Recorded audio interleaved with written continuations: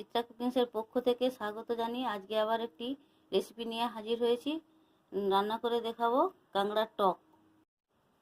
আজকে আমি রান্না করে দেখাবো কাঁকড়ার টক। এইগুলো পুকুরে পাওয়া যায়, কাঁকড়াগুলো দেখতে পাচ্ছেন। কাঁকড়াগুলো ছোটো ছোটো দাঁড়াগুলো ফেলে দিয়েছি, এই মোটা মোটা দাঁড়াগুলো রেখেছি। এগুলো বেটে দেবো শিলে, আর এগুলো হচ্ছে বেছে নেবো। এগুলো এখনও রেডি হয়নি, এগুলোকে এরকমভাবে বাছতে হবে। এখনও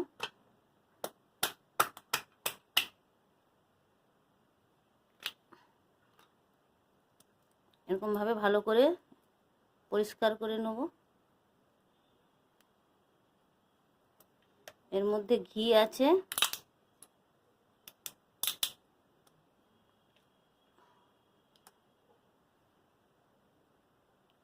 এই ঘিগুলোকে এর মধ্যে নিয়ে নেব। এরকম করে আমি সব কাঁকড়াগুলো একটা একটা করে রেডি করে নেব।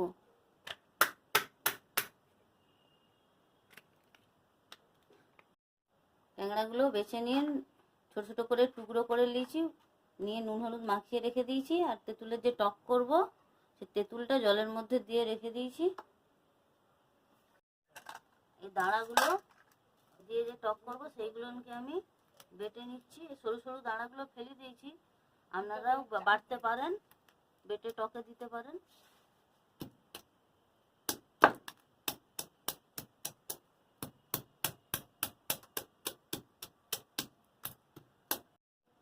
কাঁকড়াটা এরকম ভাবে থেতো করে এবার বেটে নেব।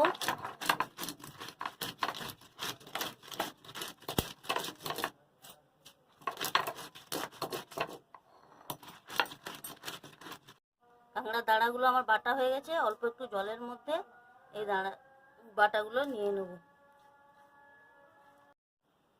কাঁকড়ার টক রান্না করব, তার জন্য কাঁকড়াগুলো ভেজে নেব। কড়া গরম হয়ে গেছে, সরষের তেল দিয়ে দেবো।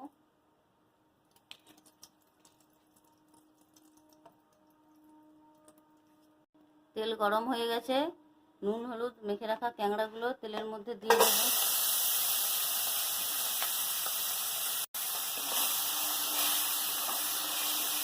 তেলের মধ্যে দিয়ে ভেজে নেব। কাঁকড়াগুলো ভাজা হয়ে গেছে, এবার নামিয়ে নেব।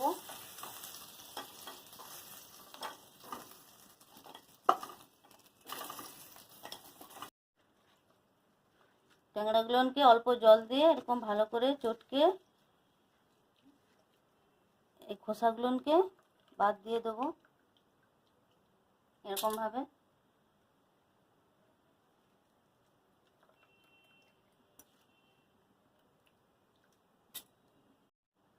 কড়াই তেল দিয়ে দেবো।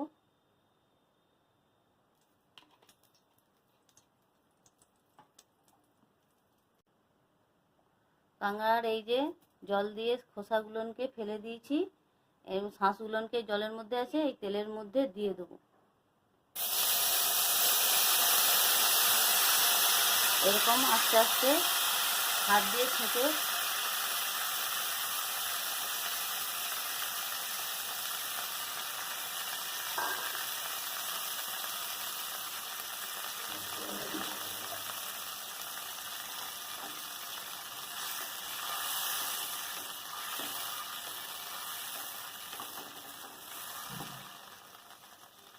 কাঁকড়ার দাঁড়া শাঁসটা যে দিয়েছিলাম, দেখতে পাচ্ছেন জলটা শুকনো হয়ে গেছে।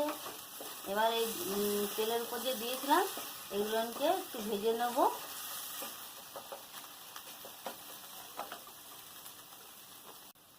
অল্প একটু লবণ দিয়ে দেবো, দিয়ে এগুলো ভেজে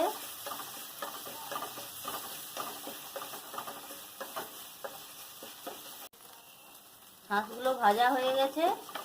এবার এর মধ্যে তেঁতুলগুলো জল দিয়ে দেবো।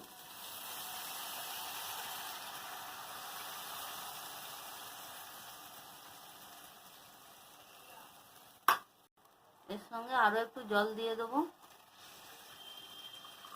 যাতে সেদ্ধ হয়।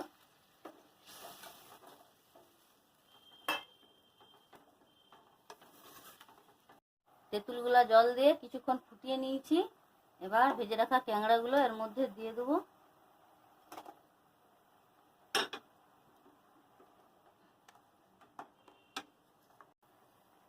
ট্যাংরা এর মধ্যে দিয়ে কিছুক্ষণ ফুটিয়ে নিলে আমার রান্নাটা হয়ে যাবে। অল্প একটু হলুদ দিয়ে দেবো।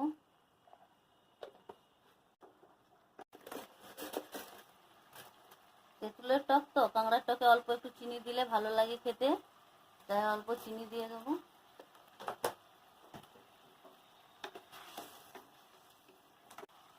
টকটা হয়ে গেছে, নামাবার আগে একটু অল্প কাঁচা সরষের তেল দিয়ে দেবো টকের মধ্যে।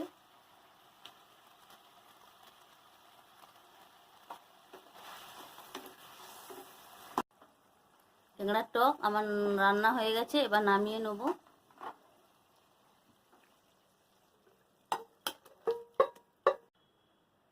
এইখানেই আমি আমার কাঁকড়ার টক রান্নাটা শেষ করলাম। আপনাদের যদি ভালো লেগে থাকে লাইক, কমেন্ট, সাবস্ক্রাইব করবেন, তাহলে আর নিত্য নতুন রেসিপি নিয়ে আপনাদের কাছে হাজির হব।